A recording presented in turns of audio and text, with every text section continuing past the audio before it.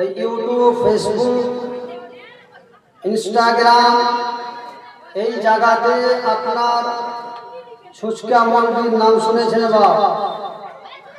এই ছুচকা মন্দির মনে করেন আমতলায় জামতলায় পাশিয়া, মানে আমতলায় জামতলায় পড়াশোনা করে বা যার যা ব্রেনে আসছে নিজের মন গড়িয়ে নিজ কথা নিজে আপনার গড়িয়ে নিজে মানে মাতালে নিজের তরফ থেকে লাগিয়ে মানুষকে ভুল ভাল বুঝায়।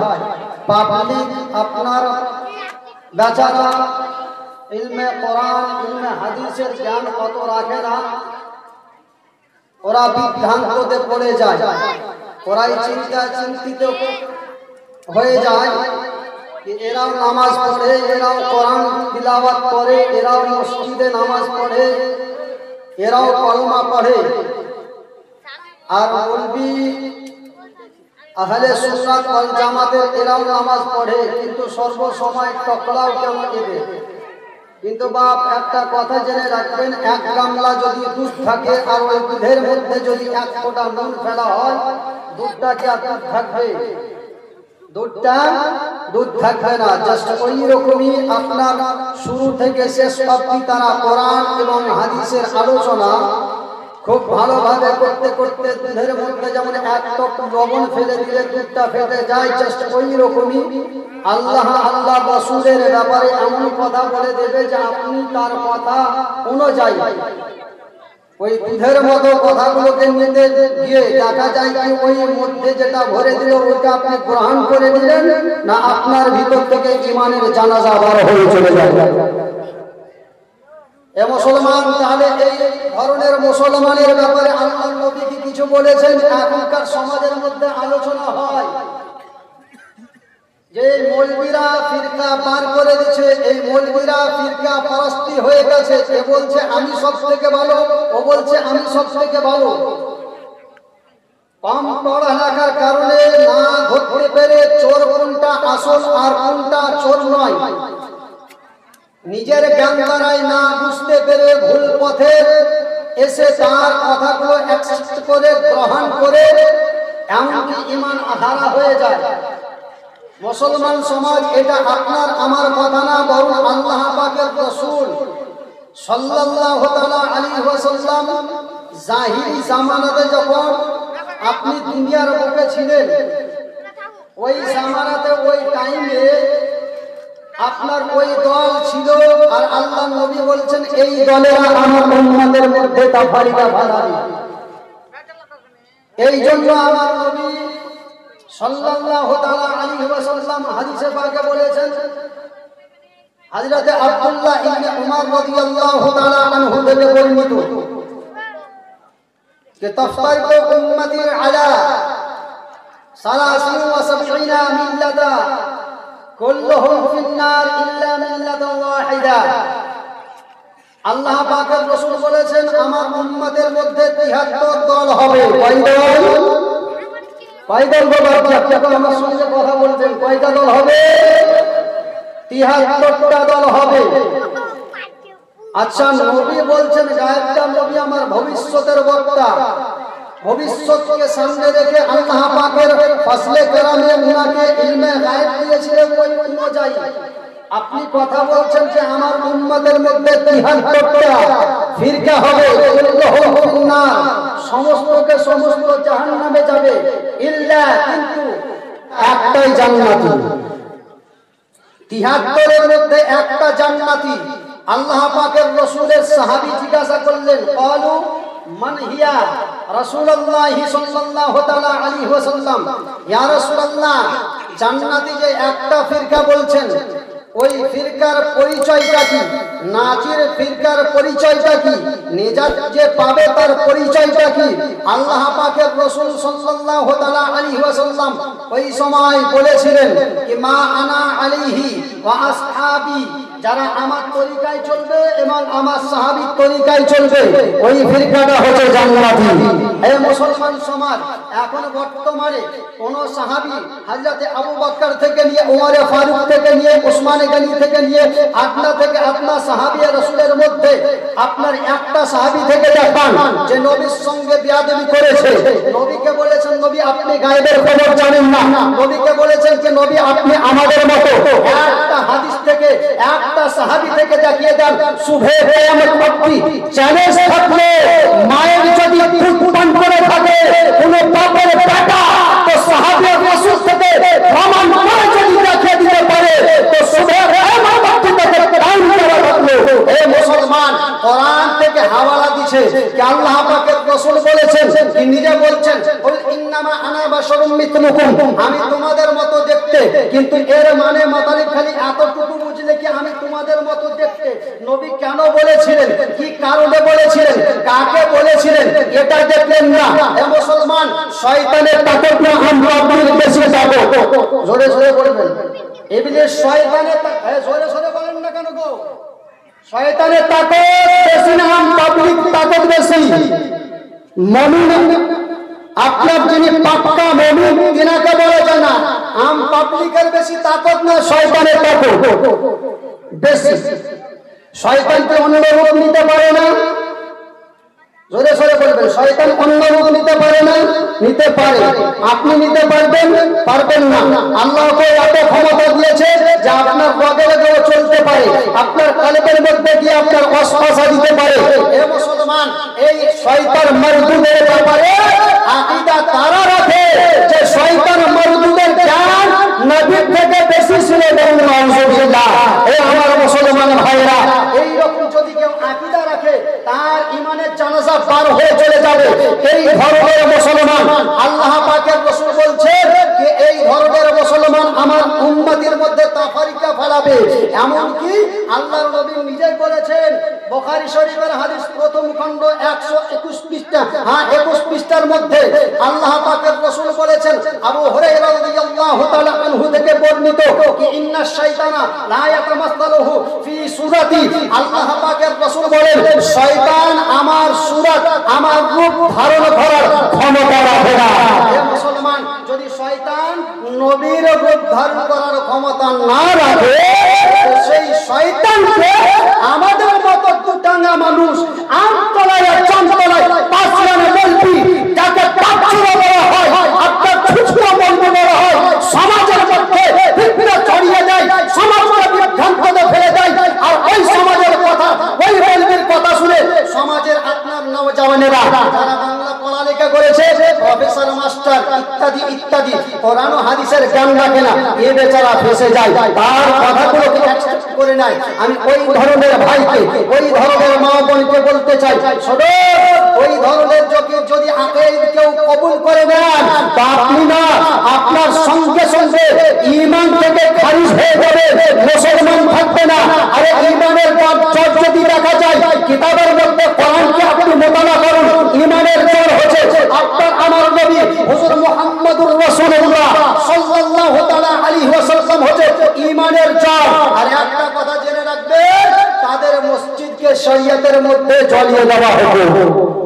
কে বলেছে?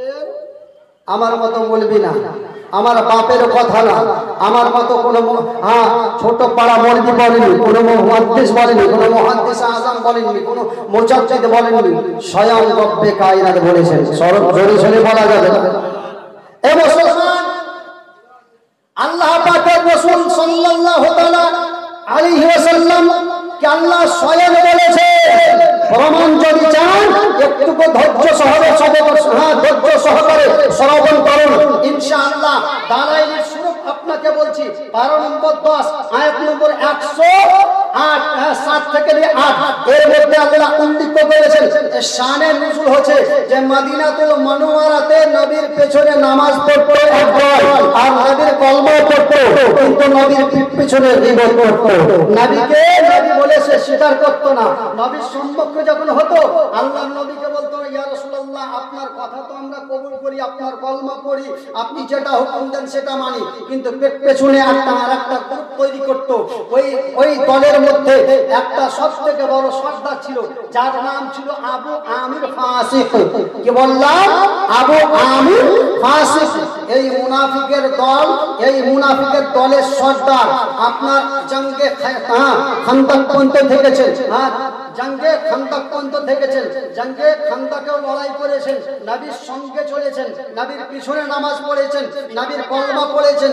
কিন্তু এই মুনাফিক আপনার জঙ্গে খাইবার, জঙ্গে আপনার জঙ্গে খান্দক যখন ফাতা হয়ে গেল, তো ওখান থেকে মুলকে শাম চলে যায়। মুলকে শাম চলে যাওয়ার পরে আপনার ওখান থেকে একটা কাসিদ পাঠিয়ে দেয় মদিনাতুল মুনাওয়ারা মুনাফিকের দলের কাছে, যে তোমরা একটা কাম করবে, আল্লাহ পাকের রাসূলের জামাতটাকে যদি কমজোর করতে চাও, মুসলমানের মধ্যে যদি বিভ্রান্ত লাগাতে চাও, আল্লাহ পাকের রাসূলের দ্বীনকে যদি নাবুদ করতে চাও, আল্লাহ পাকের রাসূলের যদি সম্মানটাকে হারাতে চাও, তাহলে একটা কাজ করতে হবে।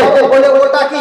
বলে যে মুহাম্মাদের জন্য জান দেওয়ার জন্য রাজি, তাদের মধ্যে একটা বিভ্রান্ত ছড়াতে হবে, তাদের মধ্যে দুভাগ করতে হবে, একটা ফাটাল তৈরি করতে হবে। যদি ফাটাল তৈরি করে দাও, তো মুহাম্মাদের সংখ্যা, মুহাম্মাদের জামাতের সংখ্যা কম হয়ে যাবে, আর কম হওয়ার কারণে আমাদের সংখ্যাটা বেশি হয়ে যাবে, আর আমাদের সংখ্যাটা বেশি হওয়ার কারণে আমরা তখন জয়লাভ করব। তার জন্য একটা কাম করতে হবে তোমাদেরকে। বলে কি কাম করতে হবে? বলে কাম হচ্ছে এটাই, যে মদিনাতুল মুনাওয়ারাতে একটা মসজিদ কায়েম করে দাও, একটা মসজিদ কায়েম করে দাও, একটা মসজিদ তৈরি করে দাও। আর ওই মসজিদটা যখন তৈরি হয়ে যাবে, তখন মুসলমান ওই মসজিদের মধ্যে নামাজ পড়তে আসতে দ্বিধাবোধ করবে না। আর যখন মুসলমান নামাজ পড়তে আসবে, তো তাকে তখন আমরা ধরে নিজের তরফ থেকে আমরা যা পারবো বুঝিয়ে তাকে আমাদের দলে টেনে আনবো। কথা বলছে শানে নজর বলছে। এখানে বড় বড় মাওলানা মুআজ্জম হোসেন থেকে নিয়ে নিজামউদ্দিন থেকে নিয়ে আর অন্যান্য মুফতিয়ানে ইসলামকে জিজ্ঞাসা করে দিবেন, আল্লাহ পাকের কসম করে বলছি, এই শানে নজর আপনাদেরকে ভালোভাবে শোনাই, তারপরে আয়াতে কারিমার দিকে যাব। সুবহানাল্লাহি ওয়া বিহামদিহি। আর এই আবু আমির ফাসিক মুনাফিক এ কি করলো? বলল আমি কায়সারে রূম, কায়সারে রুমের কাছে যাব, ওর কাছে গিয়ে একটা চিঠি লিখবো, ওই চিঠির মধ্যে আপনার উল্টো সিধা কথা লিখে তাকে রাগান্বিত করে তার তরফ থেকে কিছু সৈন্য নিয়ে আসবো, আর তোমরা লড়াইয়ের সামান, তীর, তলোয়ার, বন্দুক ইত্যাদি বন্ধন নিয়ে রেডি হয়ে থাকবে। আমি এদিক থেকে আপনার সিপাহী নিয়ে মদিনাতুল মুনাওয়ারার মধ্যে হামলা করে মুসলমানকে নিস্তেজাবুদ করে দেব, মুসলমানের নাম রাখবো না, মুহাম্মাদের তলকে নিস্তেজাবুদ করে দেব। এই মুসলমান সে ছিল এক কালমা পড়নে वाला, সে ছিল আপনার নামাজ পড়নে वाला, সে ছিল নবীর কালমা পড়নে वाला, নামাজ নবীর পিছনে পড়নে वाला। আবু আমির ফাসিক এই কথা যখন বলল, তো মদিনাতুল মুনাওয়ারার মুনাফিকের দলেরা আপনার কি করলো? ওই আপনার মদিনাতুল মুনাওয়ারা থেকে কুবা একটা পাড়ার নাম, কি বললাম? কুবা একটা পাড়ার নাম, ওই কুবা পাড়াতে একটা মসজিদ লুকিয়ে রাতারাতি কায়েম করে দেয়। সকাল হয়ে যায়, মুনাফিকের দলের মধ্যে আলোচনা হয় যে এই মসজিদে নামাজ পড়ার জন্য একটা সানাদের দরকার। বলে সানাদ তাহলে কাকে করা যায়? বলে শ্রেষ্ঠ নবীকে নিয়ে আসুন, যদি এইখানে এসে 2 রাকাত নামাজ পড়ে দেয়, তাহলে উম্মতে মুহাম্মাদি যিনারা নবীর মহব্বতে মরে, যিনারা নবীর মহব্বত ওঠে, যিনারা নবীকে আপনার চায়, যিনারা নবীকে সর্বসময় ভালোবাসে, ওই লোকেরা আপনার এই মসজিদে এসে দ্বিধাবোধ করবে না। তাহলে সানাদ নেওয়ার জন্য নবীকে সর্বপ্রথম নেওয়া হোক। ওই সময় আলোচনার মাধ্যমে তাদের সর্দারের মধ্যে কিছু লোক নবীর দরবারে যাওয়ার পর বলেন, ইয়া রাসূলুল্লাহ, ইয়া হাবিবাল্লাহ, ফিদাকা আবু আম্মি, আপনার পদে তলে আমার পিতা মাতা কুরবান হয়ে যাক। ইয়া রাসূলুল্লাহ, মসজিদে নববী থেকে কুয়া মহল্লা অনেক দূর, তো আমাদের নামাজের মধ্যে আপত্তি, আমাদের নামাজের মধ্যে যারা বয়োজ্যেষ্ঠ মানুষ তাদের আপিল যে আমরা কমজোর মানুষ অত দূর মসজিদে নববী হেঁটে যেতে পারছি না, সুতরাং এখানে একটা মসজিদ কায়েম করা হোক। তাই আমরা সকলে মিলে একটা মসজিদ কায়েম করেছি। ইয়া রাসূলুল্লাহ, আপনি যদি ওই মসজিদে গিয়ে 2 রাকাত নামাজ পড়ে নিতেন, তাহলে ওই মসজিদটা আপনার কদমের বরকতে আমাদের চোখ দরজায়ে কবুলিয়াতে পৌঁছে যেত। আল্লাহ পাকের রাসূল সাল্লাল্লাহু তাআলা আলাইহি ওয়াসাল্লামকে মুনাফিকের দলেরা এসে বলতে লাগলেন, কিন্তু এটা প্রকৃত তাদের নিয়তের মধ্যে ছিল না, তাদের নিয়তের মধ্যে এরকম কথা ছিল না। তাদের নিয়তে ছিল যদি নবী এসে এখানে নামাজ পড়ে দেয় তো সানাদ হয়ে যাবে, আর নবীর চাহনে वाला, নবীর নামে মরনে वाला, নবীর নামে উঠনে वाला তাদের দ্বিধাবোধ হবে না। এই জায়গায়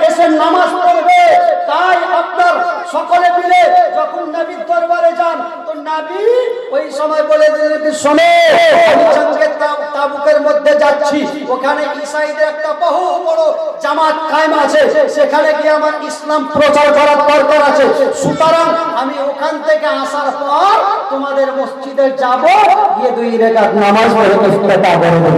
আল্লাহ পাকের রাসূল মুসলমান সমাজ আমার এই কথা বললেন। জঙ্গে তাবুকে চলে গেলেন, 2 মাস পর এলেন, মদিনা পৌঁছেননি। এখনো মদিনা ঢুকবেন, তার আগে কিন্তু আল্লাহ পাক আল্লাহ তাআলা জিবরাইল ফেরেশতাকে পাঠিয়ে দিলেন।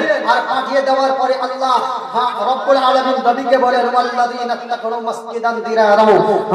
আল্লাহ পাক আল্লাহ তাআলা বলেন, হে নবী আমার, ওই মসজিদ, ওই লোকেরা, ওই মুনাফিকের দলেরা যে একটা মসজিদ তৈরি করেছে দিরারাম, মুসলমানের মধ্যে কষ্টদায়কের জন্য, তাফরিকান, সেখান থেকে কুফরে ফেলাবে, মুসলমানকে কাফের তৈরি করবে, ও তাফরিকান বাইনাল মুমিনিন, আর মুসলমানের মুমিনদের মধ্যে বিভ্রান্ত ছড়াবে, ও ইরসাদান, আর তাদের মধ্যে মুনাফিকদের ওই জায়গাটা একটা আড্ডা হবে। ওই আড্ডাটা কেন হবে, কিসের জন্য হবে, মসজিদটাকে আড্ডা কেন করলো, কারা করলো? আল্লাহ পাক বলেন হারাবাল্লাহ ওয়া রাসূলুহু, যারা আল্লাহ পাকের সঙ্গে, আল্লাহর রাসূলের সঙ্গে আগে থেকে লড়াই করছে, এই দলেরা ইরসাদাল লিমান, ওই জায়গাটাকে আড্ডা করলো। ওই জায়গা থেকে মুসলমানকে নষ্ট করা হয়, ঈমানকে, আকাইদকে নষ্ট যেন করা হয়, আমাদের দল সংখ্যাটাকে বলা হয়, আমাদের মুসলমানের মধ্যে বিভ্রান্ত লাগাটা। মসজিদটা হচ্ছে সবথেকে উত্তম জায়গা, যেই জায়গার মধ্যে কোনো মুসলমান সন্দেহ করবে না, আর ওই জায়গাটিতে কোনো মুসলমান তিলাওয়াত করবে না, মুসলমান সমাজ আমার। আল্লাহ পাক আল্লাহ তাআলা বলেন ইরসাদাল মান হারাবাল্লাহ ওয়া রাসূলুহু, হে নবী আমার, এই জায়গাটা হচ্ছে যারা আমার সঙ্গে এবং তোমার সঙ্গে লড়াই করছে আগে থেকে, এই মুনাফিকেরা এই জায়গাটাতে একটা আড্ডা তৈরি করেছে। ওরা আল্লাহ পাক আল্লাহ তাআলা বলছেন ওয়ালা ইয়াহলিফুন্না, হে নবী আমার, তারা কসম খেয়ে আপনার ভিতরে বিশ্বাস দিবে কি আল্লাহ পাকের কসম করে বলছেন ইন আরাদনা ইল্লাল হুসনা, হে নবী আমার, এই জায়গাটা মুসলমানের ভালাই সওয়া আর কিছু না। আমরা একটাই উদ্দেশ্য নিয়ে এই মসজিদটা তৈরি করেছি, যেন মুসলমানের ভালাই হয়, মুসলমান যেন ভালোভাবে চলে, মুসলমান যেন নামাজ পড়ে, এই উদ্দেশ্য নিয়ে আমরা এই মসজিদটা তৈরি করেছি। আল্লাহ বলেন ওয়ালা ইয়াহলিফুন্না, তারা কসম করে বলবে নবী আমার। আল্লাহ পাক আল্লাহ তাআলা বলেন আল্লাহু ইয়াশহাদু, আমি আল্লাহ সাক্ষী দিচ্ছি, ইন্নাহু লাকাযিবুন, এরা সকলে মিথ্যাবাদী। আমার আল্লাহ বলেন এরা সকলে মিথ্যাবাদী। আল্লাহ পাক আল্লাহ পাক আল্লাহ তাআলা আগে বলেন লা তাকুম, হে নবী আমার, ওখানে যাবেন না, তাদের মসজিদে যাবেন না। আজকে যদি সুন্নি আলেম বলেন তাদের মসজিদে যাবেন না, বলে একে কি বলতে হয়, এ মৌলভী বলছে ওদের মসজিদে যাবেন না, এ মৌলভী বলছে ওদের মসজিদে গিয়ে নামাজ পড়বে না, এ মৌলভী বলছে ওদের পিছনে নামাজ পড়বে না। এটা আমার বাবার কথা না, চ্যালেঞ্জ করে বলছি, এটা স্বয়ং আমার আল্লাহ কথা বুঝছেন। এই খোপড়ির মধ্যে ভেজা যদি আছে, কোরআনে মুকদ্দাস মুতালা করে নেবেন, 12 নম্বর 10 আয়াত নম্বর 107 থেকে 108 পর্যন্ত মুতালা করে নেবেন। আল্লাহ পাক আল্লাহ তাআলা বলেন নবী আমার, লা তাকুম, এদের মসজিদে যাবেন না, ফিহি, এদের মসজিদে যাবেন না, কতদিন? আবাদা, হামেশার জন্য। নবী আমার কিয়ামতের জন্য যাবেন না। নবী যখন ওহীর দ্বারা জেনে গেলেন, ওই সময় আমার নবী গেলেন না। দুইজন সাহাবীকে পাঠালেন, ইতিহাস নোট করে নেন, সহিহ হাদিস থেকে বলছি, দুইজন সাহাবীকে পাঠালেন, আর ওই সাহাবীদের নাম হচ্ছে হযরত মালিক ইবনে দাখশাম রাদিয়াল্লাহু তাআলা আনহু, হযরত মুআন ইবনে হাদি আজলানি রাদিয়াল্লাহু তাআলা আনহু। এই দুইজন সাহাবীকে পাঠালেন। পাঠার পরে নবী আমার উপদেশ দিলেন, হুকুম দিলেন, যাও আর ওই মুনাফিকদের মসজিদে গিয়ে আগুন ধরিয়ে জ্বালিয়ে দাও। জোরে সরে বলা যাবে না। এখন যদি আমাদের মতো মুসলমান বলে মসজিদে আগুন লাগিয়ে যাও, তাহলে বলবো মৌলভী বিভ্রান্ত লাগাতে এসছে। আমি বিভ্রান্ত কেন লাগাবো? আমার বাবার কথা না, এটা কোরআনে মুকদ্দাসে নবী বলেছেন, আর আল্লাহ পাক কোরআনে মুকদ্দাসে বলেছেন, তাফসীরের হাদিসের কিতাবে নবী বলেছেন। তাহলে আল্লাহর কথা কথা নবীর কথা, যার জন্য আল্লাহ পাক আল্লাহ তাআলা এক ওলি বলেছেন, যার নাম হচ্ছে আলা হযরত মুজাদ্দিদ দ্বীন ও মিল্লাত ফাসিল ফরিদ রাদিয়াল্লাহু তাআলা আনহু। है कौले मोहम्मद कौले खुदा फरमान ना बदला जाएगा, कौले मोहम्मद कौले खुदा फरमान ना बदला जाएगा, बदलेगा ज़माना अल्लाह मगर कुरान व हदीस ना बदला जाएगा। मुसलमान समाज আল্লাহ পাকের নজরের কথা পরিবর্তন ঘটতে পারে না, আল্লাহ পাকের কথা লা তাকতুলি কালিমাতিল্লাহ কখনো পরিবর্তন ঘটতে পারে না। মুসলমান সমাজ আমরা যদি আজকে বলি তাদের মসজিদে গিয়ে নামাজ পড়বে না, আজকে সিধা সাদা আপনারা মুসলমান উঠে বলে এটা মুসলমান বিভ্রান্ত লাগাছে, আজকে ও মসজিদ থেকে আকাইদের ব্যাপারে আপনার ভুলভাল আলোচনা করে ওই ছুচকা বলবি ইউটিউবে ছাড়ছে, আপনার ফেসবুকে ছাড়ছে, আপনার নবীর ব্যাপারে একমাত্র নবীকে দিয়ে তার নজরে সব সময়, যেমন আবু জেহেল সর্বসময় দুশমনি রাখতো। আবু জেহেল বলেছিলেন ইয়া রাসূলুল্লাহ আপনি হচ্ছেন সবথেকে মিথ্যাবাদী, বলে তুমি সত্য বলেছো। আবু বকর বলেছেন ইয়া রাসূলুল্লাহ আপনি হচ্ছেন সবথেকে বড় সত্যবাদী, তো বলে তুমি ঠিক, হ্যাঁ ওই সময় নবী বলছেন তুমি ঠিক বলেছো। ওই সময় জিজ্ঞাসা করলেন সাহাবী ইয়া রাসূলুল্লাহ আবু বকর বলছেন এক কথা, ওটাও বলছেন আপনি ঠিক বলেছেন, আর আবু জেহেল বললো তো বলছেন ওটাও ঠিক বলেছেন, এ কেমন করে হতে পারে? ওই সময় নবী আমার বলেছিলেন শোনো আমি হচ্ছে আল্লাহ পাকের তরফ থেকে আইনা, যে যেরকম হবে সে সেরকম আমার মধ্যে রূপ দেখতে পাবে। তাহলে এখান থেকে বোঝা যায় যে যেরকম হবে সে সেরকম ভাবে আপনার নবীর সঙ্গে বেয়াদবি করবে, এটাই নয় কিতাবের মধ্যে পাওয়া যায় যেই ব্যক্তি নবীর সঙ্গে অংশ কুতুবের সঙ্গে আপনার আউলিয়া আব্বাদের সঙ্গে বেয়াদবি বদতমিজি করবে ও হচ্ছে জারো। আমি বলি না সূরা আপনার 29 পারা সূরা কালামের মধ্যে আমার আল্লাহ পাক আল্লাহ তাআলা উল্লেখ করেছে ওরে বাপের ঠিকানা নাই, হয়তো ওর জন্ম হয়েছে আপনার চুরি করে আমতলায় জামতলায়, তার হচ্ছে সন্তান, তো সে আবার নবীর সঙ্গে কি ভদ্র ব্যবহার দেখাবে? জোরে জোরে বলেন কে সে আবার নবীর সঙ্গে ভদ্র ব্যবহার দেখাবে? আর এরা হচ্ছে ইহুদির দালাল। কেন জানো? ইহুদি আল্লাহ পাকের রাসূল সাল্লাল্লাহু তাআলা আলাইহি ওয়াসাল্লাম একদা বলেছেন মান আতাআনি ফাকাদ আতা আল্লাহ, যেই ব্যক্তি আমার ইতাআত করলো ওই ব্যক্তি আল্লাহ পাকের ইতাআত করলো। তো ওই সময় যখন নবী বলেছিলেন ইহুদির দলেরা বলছিল সমস্ত একযোগ হয়ে এতদিনে মুহাম্মদ আরবি সাল্লাল্লাহু তাআলা আলাইহি ওয়াসাল্লাম নিজেকে বলেছিল যে আমি হচ্ছে আল্লাহ পাকের রাসূল, আমার কলমা পড়ো। দেখো আজকে নিজেকে খোদা দাওয়া করে, আজকে নিজেকে আল্লাহ দাওয়া করে, আজকে নিজেকে আল্লাহর মুকামে নিয়ে যেতে চায়, এ কেমন করে হতে পারে? ইহুদির দলেরা একযোগ হয়ে আলোচনা করছিল, ইতিমধ্যে আল্লাহ বরদাস্ত করলেন না, জিবরাইলকে বললেন যাও জিবরাইল আয়াতে কারিমা নিয়ে আমার নবীকে শুনিয়ে দাও। কোরআনে মুকদ্দাস 5 পারা সূরা নিসার মধ্যে আয়াত নম্বর 80 আল্লাহ অবতীর্ণ করলেন আর জানিয়ে দিলেন কি মহা মাইয়ুতিউর রাসূলা ফাকাদ আতা আল্লাহ ওয়া মান তাওয়াল্লা ওয়া আরসালনাকা আলাইহিম হাফিজা। আল্লাহ পাক আল্লাহ তাআলা বলেন যে যেই ব্যক্তি আমার রাসূলের ইতাআত করলো ওই ব্যক্তি আমার ইতাআত করলো, আর যেই ব্যক্তি আমার রাসূলের ইতাআত করলো না নবী আমার আপনি শুনে নেন তার প্রতি ওই শ্রেণীর বান্দাদের প্রতি ওই শ্রেণীর আপনার উম্মতের প্রতি আপনার কোনো জিম্মাদারি থাকবে না, আমি আল্লাহ তার সঙ্গে বোঝাপড়া করে দেব। তার নবীর সঙ্গে যে বেয়াদবি বদতমিজি করবে, আল্লাহ পাকের রাসূলের সঙ্গে যে বেয়াদবি বদতমিজি করবে, আপনার আল্লাহ পাকের রাসূলের কথাকে নিয়ে বলবে এটা শিরক, জানবেন ও ইহুদির দালাল। কেন? এটা আগে থেকে ইহুদিরা আকীদা রেখেছিল, আজকে ইহুদির দালালেরা এই কথা বলে বসে আছে।